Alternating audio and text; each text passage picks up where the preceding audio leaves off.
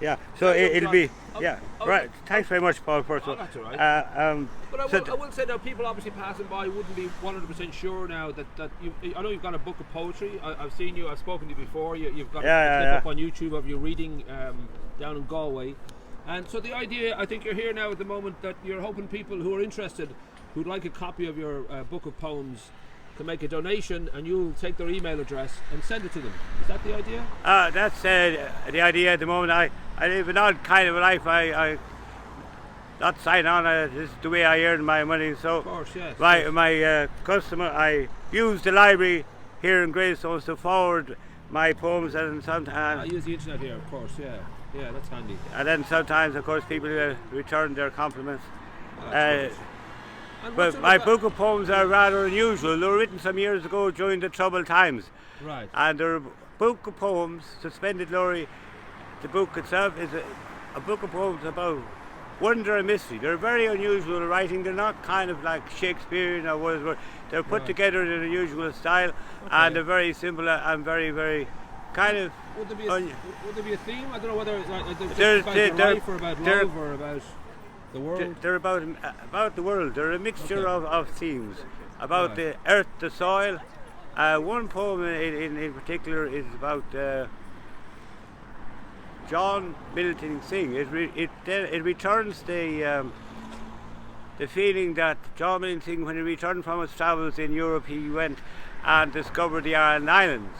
All right. And the Aran Islanders made pooties for him, for his feet to walk around in, and he got to know them personally and based all his works on their lives and their lifestyle. Right, okay. So this particular poem, I'm getting this night back into my world.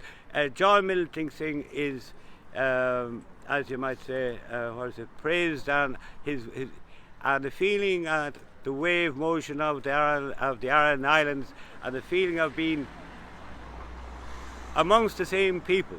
Right. During John Milton time, when he lived with them and so forth. So I'm getting this night back into my world. It's one of the unusual poems in my book, Suspended Glory. No, we should ask, sorry, just for people now who are kind of, would like to contribute. You're looking for hopefully a $5 or maybe a $10 if people can afford it. Yeah, depending on what. Yeah.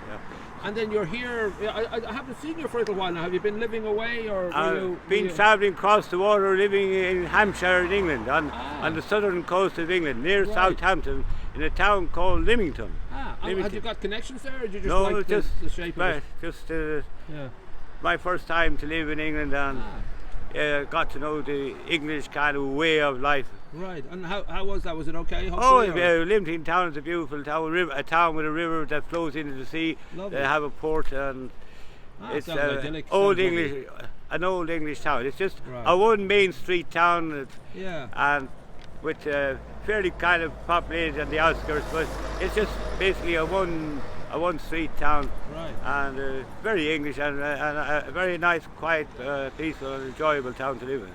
Would you sort of see yourself now constantly, looking for new places, or do you tend to sort of be a creature of habit? I don't know whether, obviously you've come here for a while, and now you've got a new place that you like to go to in England, but would you sort of have a feeling of you want to travel continuously, or would you like to settle down, or?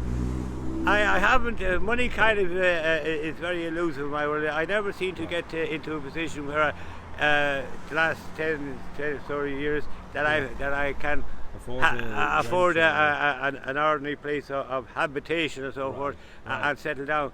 But Leamington, though, it provides a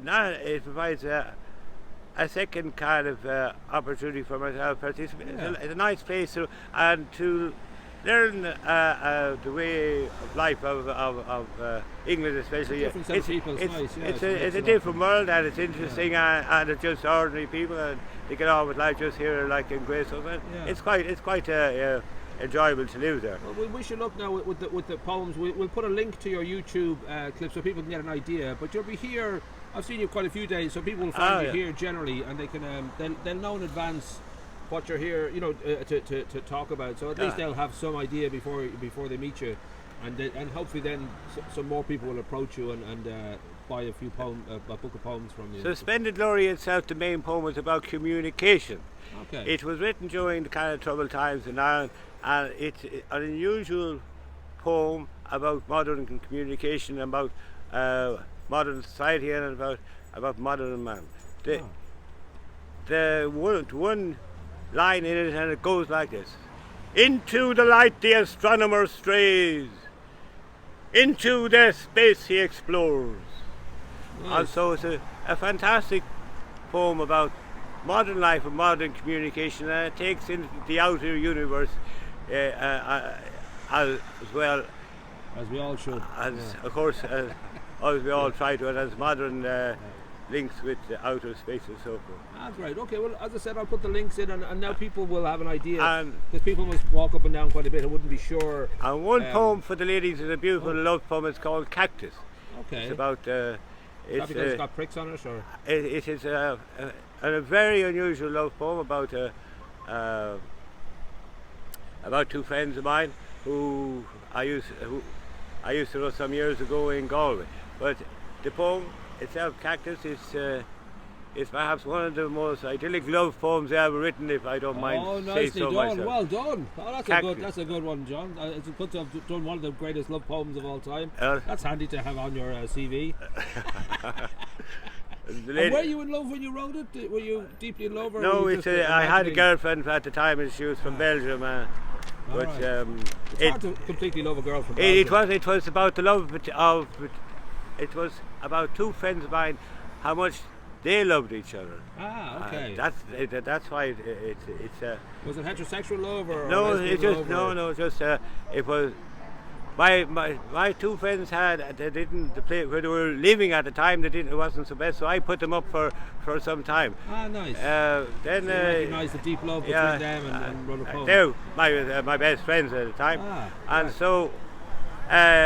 Should we ask, are they still together, do you know? Or? Oh, I haven't met them for the last couple of years or so forth. Well, hopefully your poem is working its magic and keeping them together.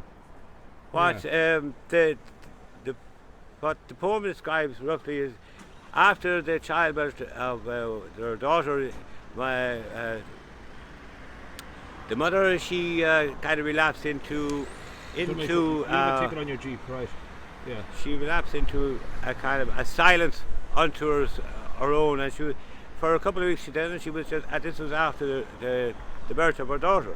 But anyway, she recovered from that, and her daughter today is a beautiful young lady, and so the poem is it's just one rather unusual love poem which describes the relationship of my two best friends and the birth of their. Well, as I said, now I'll put this up today on the Greystones guide. It just means people will have an idea, and hopefully, as I said, you'll get a few people to stop and grab a poem off you, which would be, you know, a book of poems. Which now at least they have an idea what what you're kind of talking about today. So one of the poems. There are just a few of the poems. They're rather unusual and very inspiring. So anybody that will ever get to read my poems, they will understand what I'm saying. Sweet, lovely, nicely done, John.